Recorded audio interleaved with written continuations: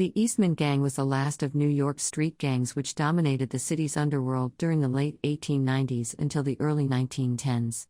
Along with the Five Points Gang under Italian-American Paolo Antonio Vaccarelli, best known as Paul Kelly, the Eastman Gang succeeded the long-dominant Wyos as the first non-Irish street gang to gain prominence in the underworld during the 1890s.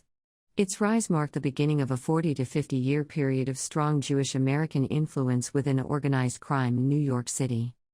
Under the leadership of Monk Eastman, a well-known bouncer and hired thug, the Eastman Gang spent the next decade establishing a criminal empire in Manhattan's Lower East Side through criminal activities, including prostitution and illegal gambling. They operated Stuss games and established strong political connections through Tammany Hall. According to an article in the April 26, 1903 edition of the New York Daily Tribune, the gang that would become Eastman's first coalesced in the early 1890s. They started out in the notorious Corlears Hook section of the Lower East Side on Rivington Street, in the vicinity of Mangan and Gowerk Streets. Another gang of the era, the Short Tails, had its headquarters in this same area, and the Eastman Gang may have developed from that group. Originally composed of largely Irish and Italian Catholics from the local slums, the gang quickly became almost exclusively Jewish, as a wave of Jewish immigrants from Eastern Europe settled into Lower Manhattan and nearby Brooklyn.